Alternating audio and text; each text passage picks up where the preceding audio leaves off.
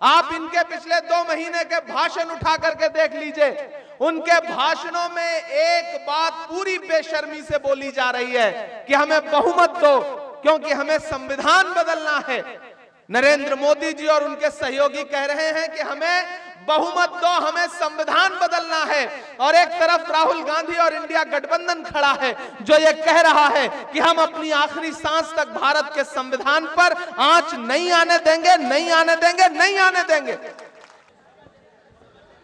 यहां मौजूद बिहार प्रदेश कांग्रेस कमेटी के अध्यक्ष बड़े भाई अखिलेश सिंह जी, जिला अध्यक्ष कांग्रेस कमेटी के, राजद के तमाम जो हमारे साथी हैं, प्रतिनिधि हैं, अल्पसंख्यक विभाग के प्रदेश चेयरमैन मिन्नत रहमानी साहब, बाकी जो हमारे साथी यहां मौजूद हैं, सबका नाम ले पाना आसान नहीं है। तो जितने भी मंच पे सम्मानित अतिथि मौजूद हैं, उन सबकी मौजूदगी, और सबसे बड़ी बात यह कि आप जो तकरीबन 43-44 डिग्री टेम्परेचर में इस धूप में भी यहां खड़े हैं, मैं आपकी मौजूदगी को सलाम करता हूं क्योंकि आप बहुत हिम्मत वाले लोग हैं। मैं पटना से जब टेक ऑफ किया हेलीकॉप्टर से तो गर्मी की जो शिद्दत थी वो बता रही थी कि कैसे इस धूप में लोग वहां पहुंचे होंगे, लेकिन थोड़ा सा साया है बस, बहुत सारे साथी तो धूप में खड़े हैं। तो मैं आपकी इस मौजूदगी को सलाम करता हूं। नया पाने की चाहत में पुराना छूट जाता है, नया पाने की चाहत में पुराना छूट जाता है। तुझे अपनाऊं तो मुझसे जमाना रूठ जाता है। मोहब्बत पढ़ने लिखने में बहुत आसान है, लेकिन मोहब्बत को निभाने में पसीना छूट जाता है। आप यहां अखिलेश जी के लिए, मेरे लिए, कांग्रेस पार्टी के लिए, आरजेडी के लिए, लेफ्ट के भी जो साथी मौजूद हैं उनके लिए, सबके लिए आप यहां इकट्ठा हैं। तो हम आपकी इस मौजूदगी को सलाम करते हैं और अगले 10 मिनट आपसे बड़ी संजीदा सी बातचीत करना चाहते हैं। यहां मंच पे भी जो साथी मौजूद हैं वो थोड़ी देर फोटो और बाकी चीजों से अलग हटके सुने थोड़ा सा। मैं थोड़ी देर आपसे संजीदा बातचीत करना चाहता हूं। मेरे भाई महाराजगंज वालों, गोपालगंज वालों, बिहार वालों, अगर आपको यह लगता है कि यह चुनाव सिर्फ एक मेंबर ऑफ पार्लियामेंट चुनने का चुनाव है तो फिर गलत। अगर आपको यह लगता है कि आप ईवीएम बूथ पर जाएंगे और हाथ के पंजे के सामने वाला बटन दबा के सिर्फ एक सांसद चुन लेंगे तो आप बहुत छोटा सोच रहे हैं। दरअसल यह चुनाव इस देश में यह तय करेगा कि आने वाले दिनों में डॉक्टर बाबा साहब अंबेडकर का बनाया हुआ संविधान बचेगा या नहीं बचेगा, क्योंकि लड़ाई 2 विचारधाराओं के बीच में है। एक तरफ नरेंद्र मोदी जी खड़े हैं जिनके सहयोगी चाहे अनंत हेगड़े हो, चाहे ज्योति मिर्धा हो, चाहे लल्लू सिंह हो, चाहे अरविंद धर्मापुरी हो या फिर अरुण गोविल हो। आप इनके पिछले 2 महीने के भाषण उठा करके देख लीजिए। उनके भाषणों में एक बात पूरी बेशर्मी से बोली जा रही है कि हमें बहुमत दो क्योंकि हमें संविधान बदलना है। नरेंद्र मोदी जी और उनके सहयोगी कह रहे हैं कि हमें बहुमत दो, हमें संविधान बदलना है। और एक तरफ राहुल गांधी और इंडिया गठबंधन खड़ा है जो ये कह रहा है कि हम अपनी आखिरी सांस तक भारत के संविधान पर आंच नहीं आने देंगे, नहीं आने देंगे, नहीं आने देंगे। ये लड़ाई 2 विचारधाराओं के बीच में है। ऐसे में आपको तय करना है कि आपको नरेंद्र मोदी की सरकार बचानी है या डॉक्टर बाबा साहब अंबेडकर का संविधान बचाना है। वो संविधान जिसमें महात्मा गांधी के सपने हैं, वो संविधान जिसमें पंडित जवाहरलाल नेहरू के उसूल हैं, वो संविधान जिसमें मौलाना आजाद के ख्वाबों की ताबीर है, वो संविधान जिसे बाबा साहब अंबेडकर ने अपने खून पसीने से लिखा। भाजपा उस संविधान को बदलना चाहती है। संविधान बदल गया तो आरक्षण नहीं रहेगा, आरक्षण नहीं बचेगा तो आपका अधिकार नहीं बचेगा। यहां हमारे समाज के लोग खड़े हैं, अकलियत के साथी खड़े हैं। इस देश में संविधान आपको जो मौलिक अधिकार देता है, जो जीने और रहने का हक देता है, यह सरकार संविधान बदल के उसे छीन लेना चाहती है। कीमत तो बहुत बढ़ गई शहरों में धान की, लेकिन विदा ना हो सकी बेटी किसान की। मौका मिला तो लोगों ने कुर्सी के वास्ते तस्वीर ही बिगाड़ दी हिंदुस्तान की। मेरे भाई, पिछले 10 साल से हम नरेंद्र मोदी जी की सरकार को देख रहे हैं, झेल रहे हैं। पहला नारा क्या था? बहुत हुई महंगाई की बार, अब की बार मोदी सरकार। याद है 2014 में उन्होंने नारा दिया। फिर ये नारे की सच्चाई क्या रही? वो पेट्रोल डीजल जो 58 रुपए लीटर था 100 रुपए के पास पहुंच गया। गैस सिलेंडर जो 400 का था वो 1000 का पहुंच गया। आटा, चावल, दूध, दही, पनीर, लस्सी, छाछ क्या नहीं महंगा कर दिया। अग्निवीर योजना लाई। अग्निवीर का जो फॉर्म है उस फॉर्म पर 18% की जीएसटी लेते हैं। 18% टैक्स फॉर्म भरने के लिए। और तो और ये फिल्में टैक्स फ्री करने वाली भाजपा की सरकारें कफन पर जीएसटी ले रही हैं, कफन पर टैक्स ले रही हैं। ऐसे में मैं यहां खड़ा होकर के अखिलेश जी हमारे बड़े भाई की हैसियत से राज्यसभा में हम दोनों लोग साथ होकर के आपके मुद्दों पर लड़ाई लड़ते हैं। एक तरफ 7 फीट 8 फीट की दूरी पर नरेंद्र मोदी जी बैठते हैं और इस तरफ हम लोग बैठते हैं, लेकिन हम आपको विश्वास दिला रहे हैं, हमने देखा है वहां अखिलेश जी को कि बिना डरे हुए इस देश के हाकिम के आंख से आंख मिलाकर के इन्होंने किसी भी मुद्दे पर चुप्पी नहीं साधी, बल्कि लगातार बोलते रहे। और आकाश कुमार हमारे भाई की तरह है वो। मैं आकाश के लिए आपके सामने दामन फैला करके वोट की अपील करने आया हूं और आपसे यह कहना चाहता हूं, और खास तौर से अपने समाज के लोगों से यह बात कहना चाहता हूं कि इस बार लड़ाई बहुत बड़ी है, और जब लड़ाई बड़ी हो तो छोटी छोटी चीजें नजरअंदाज की जाती हैं। जब मकसद बड़ा हो तो छोटी छोटी चीजें किनारे रख दी जाती हैं। जब ख्वाब बड़े होते हैं तो नींदें कुर्बान करनी पड़ती हैं। इस बार मकसद है भारत के संविधान को बचाना, भारत के लोकतंत्र को बचाना। एक तरफ राहुल गांधी खड़े हैं जिन्होंने अपना प्रतिनिधि बना करके आकाश कुमार सिंह को यहां से प्रत्याशी बनाया है। वो आदमी आपके लिए लड़ाई लड़ रहा है। इस देश में नफरत कम करने के लिए कन्याकुमारी से कश्मीर तक 4000 किलोमीटर चले राहुल गांधी। मौजूद थे हम और अखिलेश जी, मिन्नत भी मौजूद थे जब कन्याकुमारी में समंदर के साहिल पर 7 सितंबर 2022 को राहुल गांधी खड़े होकर के कह रहे थे कि मैं 4000 किलोमीटर चलूंगा, अपने पैर के छालों की परवाह नहीं करूंगा, सिर्फ एक नारा लगाऊंगा, नफरत छोड़ो भारत जोड़ो। नफरत के बाजार में मोहब्बत की दुकान खोलनी है। तो मुझे बताओ बिहार के मेरे अपने साथियों कि इस देश में नफरत का सबसे ज्यादा शिकार कौन है? हम हैं, आप हैं। किस चौराहे पर, किस ट्रेन में, किस सड़क पर कौन सी भीड़ हमको आपको लिबास देख करके मार दे, कोई अंदाजा नहीं लगा सकता। ऐसे में अगर इस मुल्क से नफरत कम होगी, मोहब्बत फैलेगी, तो सबसे ज्यादा सुकून किसको मिलेगा? हमको मिलेगा, आपको मिलेगा। और इस मुल्क में नफरत कम करने की लड़ाई कौन लड़ रहा है? राहुल गांधी लड़ रहे हैं। ऐसे में हमारा आपका फर्ज क्या बनता है?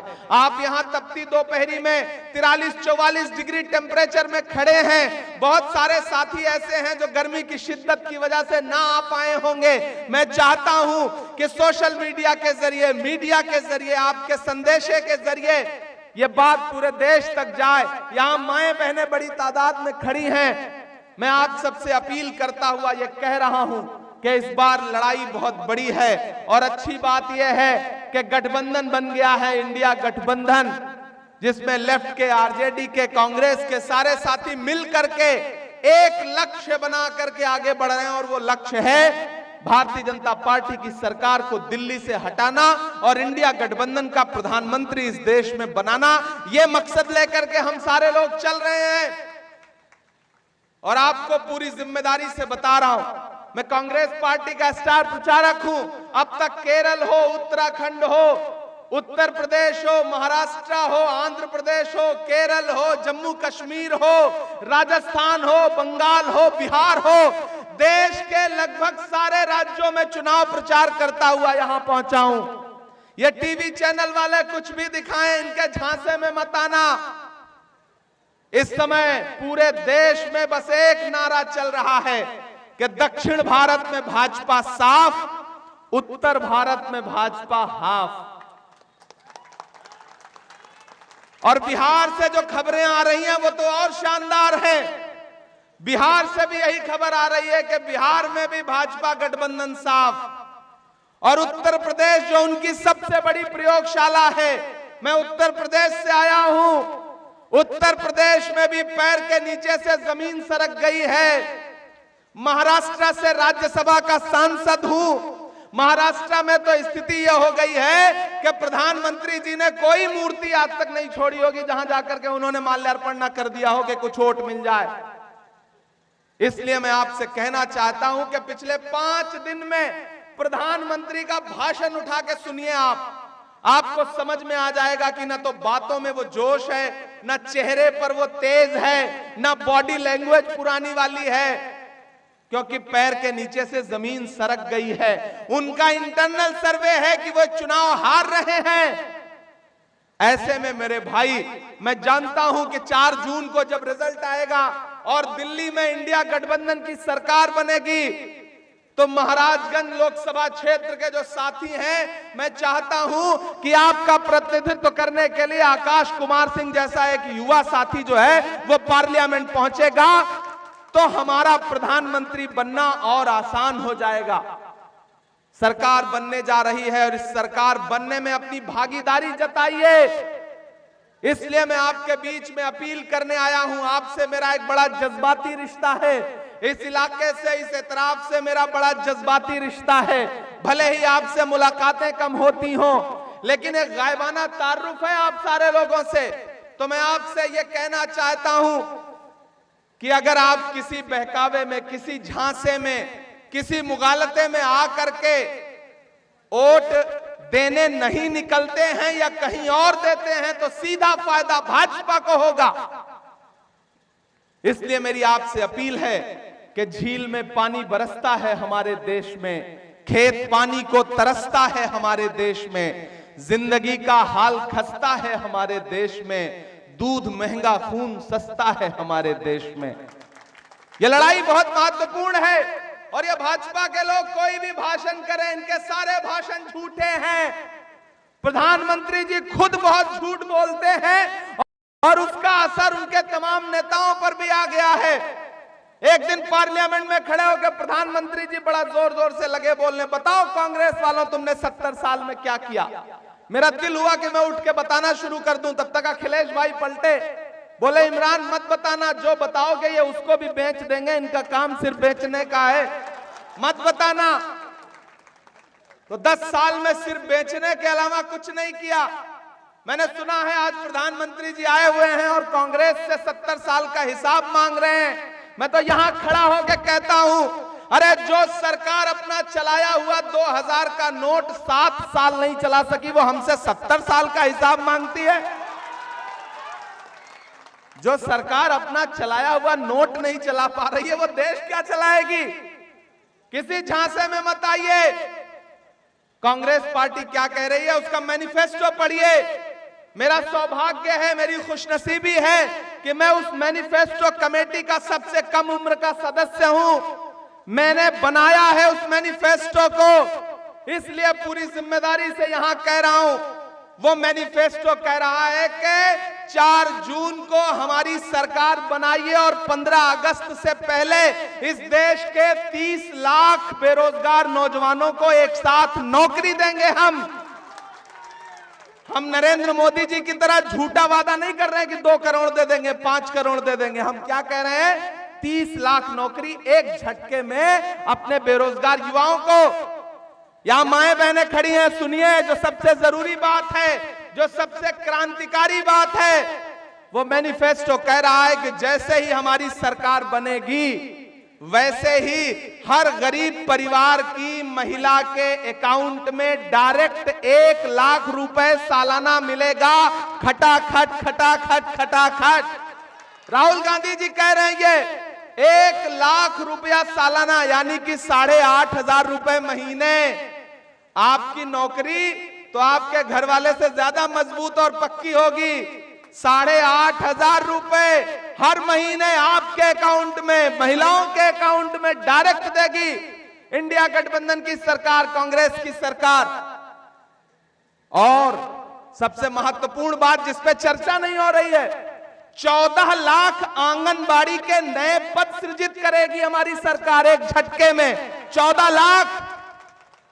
और सुनिए, अग्निवीर योजना एक झटके में समाप्त कर देंगे। और सुनिए, जैसे ही सरकार बनेगी, हर प्रतियोगी परीक्षा, कोई भी नौकरी का फॉर्म भरोगे तो जो फॉर्म भरने में 2000, 1000, 3000 रुपए खर्च होते हैं, सारे फॉर्म आने वाले हमेशा के लिए फॉर्म फ्री कर दिया जाएगा, उसका पैसा नहीं लगेगा। कितनी क्रांतिकारी योजनाएं हैं। ऐसे में अब तक बहुत मंदिर मस्जिद हिंदू मुस्लिम बहुत सुन लिया, कान बंद कर लीजिए। अब जब कोई इस तरह की बात करे तो हिंदू मुस्लिम मंदिर मस्जिद की बात करे ना, तो ऐसे कान में उंगली डाल लीजिए और कह दीजिए कि भैया बहुत हो चुका हिंदू मुस्लिम मंदिर मस्जिद। अब हमें इंडिया गठबंधन की सरकार बनानी है, कांग्रेस पार्टी की सरकार बनानी है, क्योंकि राहुल गांधी जो वादे कर रहे हैं वो सच्चे वादे हैं। मैं यहां खड़ा होकर के आप सबसे अपील करते हुए ये बात कह रहा हूं मेरे भाई, कि आकाश हमारे भाई की तरह है, और मैं आकाश के लिए आपसे एक वोट की अपील करने आया हूं। और आप हाथ के पंजे के सामने वाला बटन दबाएंगे, आकाश को वोट देंगे, तो सिर्फ आकाश को नहीं मिलेगा। अगर आपको लगता है कि आपका वोट सिर्फ आकाश को मिलेगा, तो नहीं, सिर्फ आकाश को नहीं मिलेगा। आपका दिया गया एक वोट मोहब्बत के उस मसीहा को मिलेगा जिसका नाम राहुल गांधी है। आपका दिया गया एक वोट डॉक्टर बाबा साहब अंबेडकर के सच्चे अनुयायी मल्लिकार्जुन खड़गे को मिलेगा। आपका एक वोट श्रीमती सोनिया गांधी जी को मिलेगा। आपका एक वोट प्रियंका गांधी जी को मिलेगा। आपका एक वोट लालू यादव जी को मिलेगा, तेजस्वी यादव जी को मिलेगा। आपका एक वोट हेमंत सोरेन को मिलेगा। आपका एक वोट अरविंद केजरीवाल को मिलेगा। आपका एक वोट हमारी जो लेफ्ट पार्टी है उनके सहयोगियों को मिलेगा। और तो और आपका एक वोट जो आकाश को आप देंगे वो इमरान प्रतापगढ़ी पर आपका पर्सनल एहसान होगा। मैं चाहता हूं कि आने वाले दिनों में जब महाराजगंज लोकसभा क्षेत्र के निवासियों के लिए पार्लियामेंट में लोकसभा में खड़े होकर के आकाश लड़ाई लड़े, तो फिर राज्यसभा में खड़े होकर के इमरान प्रतापगढ़ी और अखिलेश जी दोनों लोग मिलकर लड़ाई लड़े। आपके लिए तो ऑफर बहुत अच्छा है, एक जिताइए साथ में 2 फ्री पाइए, एक के साथ 2 फ्री, एक सांसद लोकसभा का जिताइए, एक वोट दोगे तो 3 सांसद मिल रहे हैं। इससे अच्छा ऑफर तो देश में किसी लोकसभा में किसी के पास नहीं है, इससे अच्छी अपॉर्चुनिटी कहीं नहीं है। तो मेरी आपसे गुजारिश है कि आकाश को जिताइए। आकाश आपके लिए लड़ेंगे, आपका काम करेंगे। वो काम नहीं करेंगे, मुझ तक आना, मैं लड़ूंगा आपके लिए। मुझ तक ना पहुंच पाना तो अखिलेश भाई से लड़ना। तो आपके पास तो कई रास्ते हैं अपनी बात रखने के लिए। मैं आपसे अपील करने आया हूं मेरे भाई कि इस चुनाव में घरों से बाहर निकलिए, क्योंकि सच मानिए ये चुनाव बहुत महत्वपूर्ण है। मैं पिछली तकरीबन 20-22 रातों से सोया नहीं हूं। परसों रात में राहुल जी के लिए रायबरेली में सभा कर रहा था, कल दिल्ली में चांदनी चौक में सभा कर रहा था, आज यहां खड़ा हूं, कल रांची रहूंगा, परसों पुरुलिया में रहूंगा, बंगाल में, पूरे देश के अलग अलग कोने में जा रहा हूं। और मैं यहां खड़ा होकर के पूरी जिम्मेदारी से और पूरी गारंटी लेते हुए यह बात कह रहा हूं कि चाहे जितना सर पटक ले, लेकिन भाजपा की सरकार दिल्ली में नहीं बनने जा रही है, नहीं बनने जा रही है, नहीं बनने जा रही है। क्योंकि मैं जमीनी सच्चाई देख करके आ रहा हूं। और ये भाजपा वाले, भाजपा गठबंधन वाले कितना भी आके झूठ बोले, इनके चक्कर में मत पड़ना, ये सिर्फ झूठ बोलते हैं। वो भाजपा का एक नेता एक गांव में पहुंचा, उसने कहा गांव वालों आओ, मैं तुम्हारी समस्याएं समाप्त करना चाहता हूं। गांव वाले भोले भाले थे, आपकी तरह इकट्ठा हो गए। बोले ठीक है नेताजी, आप हमारी समस्या खत्म करना चाहते हो तो खत्म करो। तो नेताजी ने कहा बताओ समस्या क्या है। तो बोले गांव की 2 समस्या सबसे महत्वपूर्ण है। पहली है कि गांव में कोई अस्पताल नहीं है। तो भाजपा के जो नेता थे, मंत्री थे, उन्होंने अपना मोबाइल निकाला, पता नहीं कहां नंबर मिलाया और लगे डांटने कि इस गांव में हॉस्पिटल कैसे नहीं है, मैं यहां मौजूद हूं, कल तक यहां पे अस्पताल खुल जाना चाहिए, डॉक्टर आ जाने चाहिए। ये कहकर के उन्होंने फोन जो है जेब में रख लिया। फिर बोले देखो गांव वालों, मैंने तुम्हारी पहली समस्या खत्म कर दी, दूसरी बताओ। तो गांव वालों ने कहा साहब हमारी दूसरी समस्या यह है कि इस गांव में मोबाइल का कोई नेटवर्क ही नहीं है। यह है भाजपा की राजनीति। तो भाजपा की इस राजनीति के चक्कर में मत पड़ना, सीधे उनके तमाम झूठे वादे याद रखो। प्रधानमंत्री जी ने वादा किया था ना, बेटी बचाओ बेटी पढ़ाओ, नारा दिया था ना। उस नारे की सच्चाई क्या रही कि हाथरस में दलित बिटिया के साथ बलात्कार हुआ और रात के 2 बजे परिवार की बिना मर्जी के उसकी लाश जला दी गई। उस नारे की सच्चाई यह हुई कि उन्नाव में उनका विधायक बलात्कार के आरोप में सजा काट रहा है। सोनभद्र में भाजपा का विधायक 25 साल की सजा बलात्कार के आरोप में काट रहा है। प्रधानमंत्री ने पिछले 2 साल पहले जब खड़े होकर के 15 अगस्त को लाल किले की दीवार से महिला सशक्तिकरण पर भाषण दिया, तो उस भाषण के 1.5 घंटे बाद, 2 घंटे बाद उनके गृह राज्य गुजरात में बिल्किस बानो के दोषी न सिर्फ रिहा किए जा रहे थे बल्कि उनको माला पहनाई जा रही थी। और तो और ओलंपिक मेडल लाने वाली बेटियां जंतर मंतर पर घसीटी गई, हम सब ने देखा। और अभी एक नया निकल के आया है उनका सहयोगी प्रज्वल रेवन्ना, 2400 से ज्यादा महिलाओं से बलात्कार का आरोप है उसके ऊपर। उसके लिए प्रधानमंत्री जी कर्नाटक में वोट मांग रहे थे हाथ पकड़ के उसका। यह है इनके नारों की सच्चाई। इसलिए मेरे नौजवानों, बुजुर्गों, माओ, बहनों, मैं आपसे अपील कर रहा हूं, आप इस तपती दोपहरी में आए हैं, मैं भी पसीने पसीने होकर के खड़ा हूं। मेरा ख्याल है कि इस पूरे चुनावी सीजन की सबसे मुश्किल सभा में खड़ा हूं, क्योंकि इतनी गर्मी कहीं नहीं थी। अच्छा, ये बिहार है, बिहार की अपनी गर्मी है, ये अच्छे अच्छों की गर्मी उतार देता है, इसका अलग फ्लेवर है। तो मुझे पूरा विश्वास है कि बिहार इस बार ये जो दिल्ली की गर्मी है ना, दिल्ली वालों की जो गर्मी है, सियासी गर्मी, उसको उतारने का काम करेगा।